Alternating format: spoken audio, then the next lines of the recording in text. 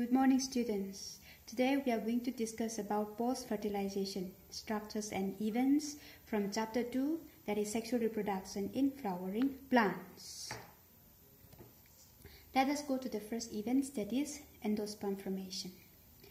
Formations of endosperm is initiated by mitotic divisions of the primary endosperm nucleus, and it occurs usually prior to the zygotic division. Now, how primary endosperm nucleus is formed. Now, if you recall the double fertilization, what happened is two male gametes are released on the embryo sac, and one go to the egg and fused to form zygote. And the another male gamete go to the central part of the embryo sac where polar nuclei are present and fuse with it and form primary endosperm nucleus. So this is how primary endosperm nucleus is formed in the embryo sac. Now this primary endosperm nucleus will undergo mitotic division and give rise to endosperm. Now endosperms accumulates food reserves and function as the nutritive tissue for the developing embryo. The developing embryo will derive nutrient from the endosperm. There are three types of endosperm: nucleus endosperm, cellular endosperm, and halobial endosperm. Now let us go to nuclear type of endosperm. In nuclear type of endosperm, the first division of primary endosperm nucleus and subsequent nuclear division are not accompanied by wall formation. First division as well as the subsequent nuclear division are not at all accompanied by wall formation. Now the nuclei that are produced from division are freely float in the cytoplasms and may remain free indefinitely, or later on wall formation may take place. This type of nuclear type of endosperm is seen in maize, capsula plant, etc., as well as in coconut. But in coconut, wall formation is never complete. Now, if you look at the picture, here you have embryo sac with primary endosperm nucleus. This nucleus undergo division and give rise to two nucleus, and you see there is no wall formation, and the subsequent divisions are also not accompanied by wall formation. Therefore, all the nuclei that are formed are freely float on the cytoplasm. The second one is cellular type of endosperm. In cellular type of endosperm, each nuclear division or primary endosperm nucleus is followed by cytokinesis, that is division of cytoplasm. Now, this type of endosperm is seen in petunia, datura plant, etc.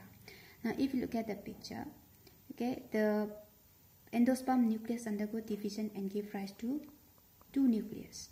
Now, this division of nucleus is immediately followed by wall formation. So the subsequent division also same thing, followed by wall formation. The third type, that is halobial type of endosperm. It is an intermediate type between nuclear and cellular type.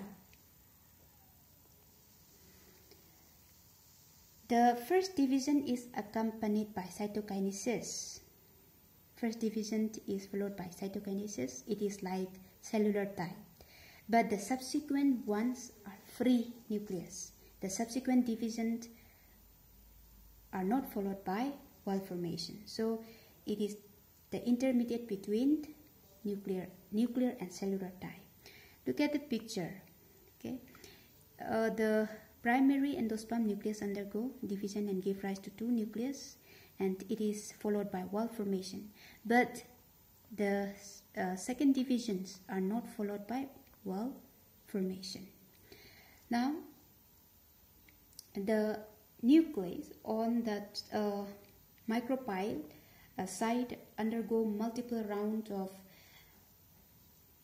mitotic division, but in the talosal side, the division may occur once or only twice. So now let us go to the next one, that is embryo. Embryo develops at the micropylar end of the embryo sac where zygote is situated. Now most zygote divide only after certain amounts of endosperm is formed. Why? To make sure that there is enough nutrients for the developing embryo. Now early stages of embryogeny are similar in both the monocotyledons and dicotyledon. That is, the zygote gives rise to pre-embryo, and subsequently it gives rise to globular type of embryo, heart shape, and to matured embryo. Now let us go and see the picture. Left hand side is the fertilization and right hand side is the embryogenesis.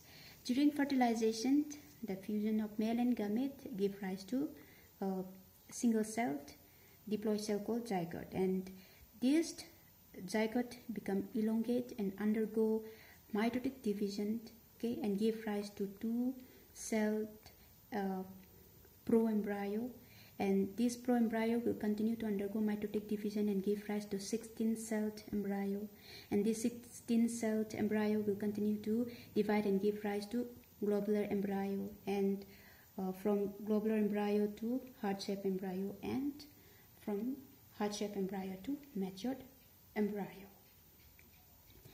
Now let us go to dicotyledonous embryo.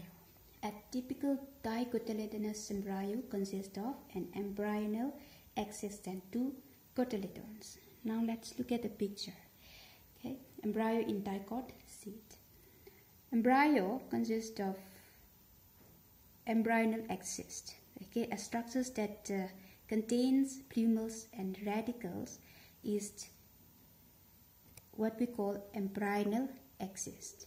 Okay, a typical dicotyledonous embryo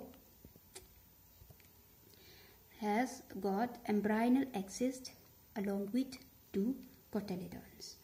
Now the portion above the cotyledons is called epicotyles, and it is terminated with plumels or stem T, and the portion below the cotyledons is called hypocotyle, and it is terminated with radicals. Now let us go to monocotyledonous embryo. Embryo of monocotyledonus possess only one cotyledon. In dicotyledonous embryo, two cotyledons are present, but in monocotyledonous embryo, only one cotyledon is present. In the grass family, the cotyledon is called scutellum, and it is situated towards one side of the embryonal axis. So it has got only one cotyledon, and it is situated on one side of the embryonal axis. Now the lower portion of embryonal axis has got a radicle and root cap, and this radicle and root cap are enclosed in a covering or sheath called coleoryza. And on upper side you see a shoot apex of plumels, and these plumels are also enclosed in a covering called coleoptile. So that's all for today. Thanks for watching.